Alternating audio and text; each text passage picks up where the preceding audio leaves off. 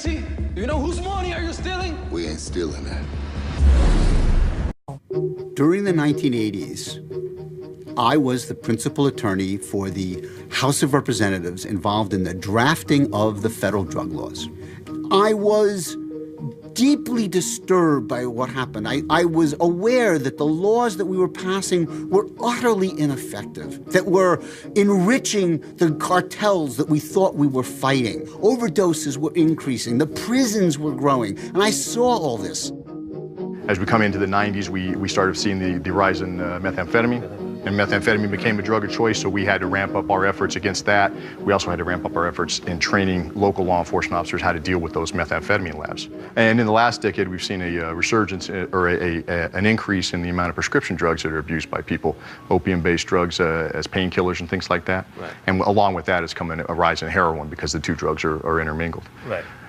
And then obviously, marijuana has always been a constant for us. I mean, as you can see, we obviously I can face see a constant battle with the marijuana. Yeah, I can certainly smell it. Yeah.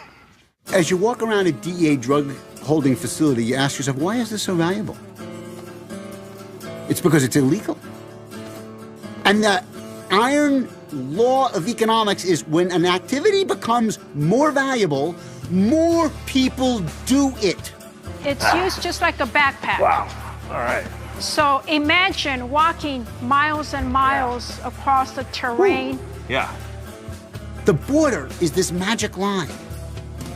On that side of the border, it's worth $1,000. On this side of the border, it's worth $10,000. That's magic. That's alchemy. And how much total money, in terms of all drugs total collected, do you think the DEA collects in a year? Now, we seize in cash and assets from drug dealers, we'll seize close to $1 billion a year. Wow. If you take the cost of the drugs that we seize, then you're talking, probably tens of billions of dollars. Wow, where does that money go? To the General U.S. Treasury Fund. Wow. Yeah. So we don't get it. We don't get it back. It goes into the government fund, and it's used for a variety of different sources. Hopefully, parks and things like that. I hope so. Yeah, features and things like that. Right. But there are also many shadow costs to fighting drugs, and keeping drug offenders in prison is one of them. The drug war, as much as anything else, fuels mass incarceration in the United States, and there's just no precedent for it. Many states have found their prison costs have grown faster than any other category of state expenditure, faster than education, faster than Medicaid, faster than health care. It's incredible transformation, really, in the capacity of the state to wage war on its own citizens in the name of controlling drugs. Yes, ladies and gentlemen, you are reading that headline right. Banks financing Mexico gangs admitted in Wells Fargo deal from June of last year, now more than a year ago, from Bloomberg, Associated Press, you name it, but was not a big issue on the nightly news. Now, I couldn't go to sleep.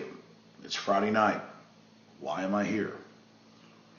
Because laying there in bed, I began to think about just how ridiculously in our face and obvious all of this is.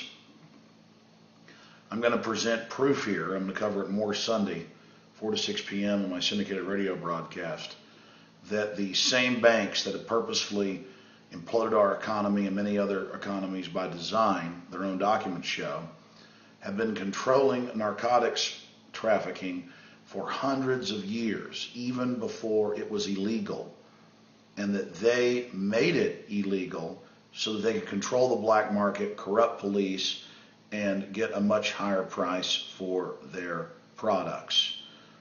Of course, back in 1997, they had the Solicitor General of the CIA before Congress have to admit that yes, the CIA brought in crack cocaine, the recipe, flooded the country with that.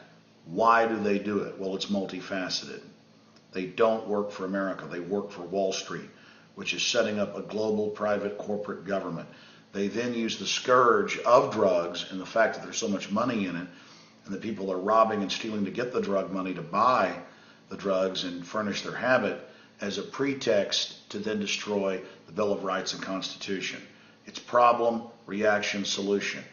And this ties directly into Operation Fast and Furious. So let's go over it ourselves very quickly. Again, I just showed you Bloomberg. You can look all of this up for yourself. Here's just a couple more of these articles. Here's one that was in Daily Kos. Reuters actually picked this up, but it got no attention in the United States. This is now 3 years ago, 2008, actually 2007 when it first came out. CIA torture jet wrecks with 4 tons of pure cocaine. It was registered for the CIA, making rendition torture flights, and at the same time shipping cocaine around. It crashed in Yucatan, down in southeastern Mexico. And there were, of course, newscasts on it as well, but not in the United States. Now, why do I bring this up? Here's another sterling example of this. And if you go to Infowars.com, you can read this detailed report that links to mainstream press releases by the federal government of Mexico, the Federal Police News Channel, and major newspapers and radio stations in Mexico, including U.S. reports and federal court cases inside the United States. Los Zetas Kingpin. We bought guns directly from U.S. government. Now, this just broke in the last few days. But here's what you need to know. In this report, we have countless other federal court cases where it turns out Los Zetas and other major cartels were armed beforehand under Bush, and that we actually broke this 6 years ago, and again 5 years ago and 4 years ago with Celly Castillo, who was a retired DEA agent. And he said that they tried to recruit him in South Texas to train Los Zetas, that there was going to be a stolen election by Calderon, and that Mexico was going to be imploded by design. We linked to all those video interviews. We shot video while he was in the radio studio. PrisonPrint.TV's been around for 8 years. So select interviews, we shot video of it and posted it there. Now we're live all the time visually, but back then we just taped special interviews. We have interview after interview with Celly Castillo, who also was one of the main sources for Gary Webb, the Pulitzer Prize winner, on Dark Majesty, Dark Alliance, and the CIA drug running. So what's going on here is so incredibly important. It's not just that the Justice Department has been caught lying to everyone and saying that they didn't order the ATF, the Bureau of Alcohol, Tobacco, Firearms, and Explosives, to sell and to allow 30,000 guns out of the United States into Mexico, to then connect them to murders and crime as a pretext to call for gun control. Holder's already been doing that for 2 years, saying that's what's causing Mexico to collapse. And then saying we've got to ban assault weapons, we've got to ban more than one gun being sold, we've got to shut down gun shows. Now, the head of the ATF, because he doesn't want to be burned, has come out and said, of course we were ordered to do this. Well, we don't, and now press releases are coming out where they found Holder going back a year and a half ago, actually in 2009, talking about how they were running operations to track guns. So they're kind of protecting themselves early on, but not giving details of exactly what they've done. So this is the information we're covering, and it's the same thing with the narcotics. It's order out of chaos. These big mega corporations are masters, just like the Rothschilds were 200 years ago, financing the French and the British, or financing the Austrians and the French. It's the same thing over and over again. They play both sides. And Castillo has been totally proven to be accurate. He came out, he's now in prison for speaking out on these things. They set him up just a few years ago. He's in federal prison. Guy never had a criminal record. By the ATF, by the way. It's incredible. He was on record saying, watch, Mexico's going to blow up. Los Zetas is trained at Fort Benning, Georgia. Now all that's come out by the U.S. military.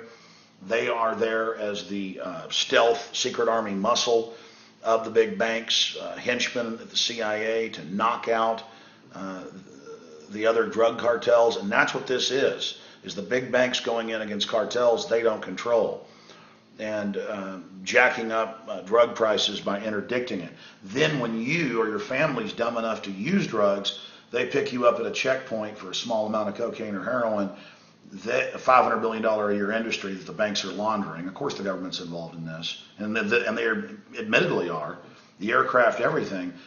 and then they put you in their own private prisons, many of which are also financed by the big mega banks. So you then work for 25 cents an hour as a slave for them, driving down wages more than even illegal aliens.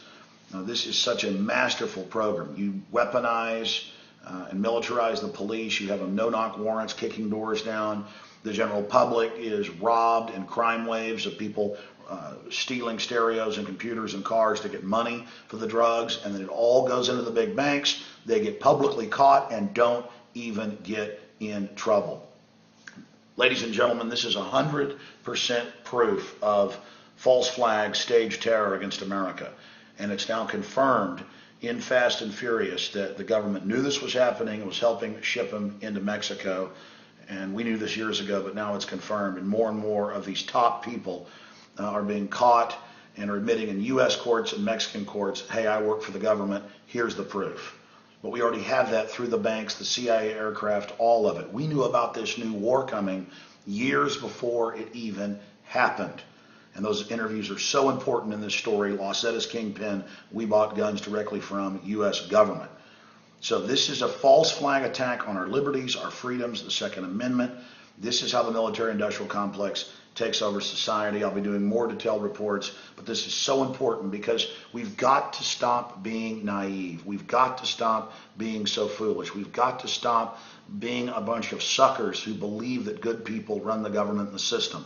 Our naivete has allowed this corruption to grow to this point, and now the government's staging terror attacks to get the $1 trillion police state contracts here domestically and their federal goon force of the TSA. And of course, the mid-level goons are compartmentalized and think they're actually fighting a real threat of drugs and terror. Look at bin Laden's CIA. Look at how they're using Al-Qaeda against Gaddafi. It's the same story. That's why these banks are so powerful. They hate America. They hate freedom. They hate our Second Amendment. All you good old boys that, go, well, yeah, well, they do dirty tricks to win. No, they're doing this to destroy America. Get this out to everybody. This just went from Mission Impossible to Mission and freaking Sanity. Stick to the plan.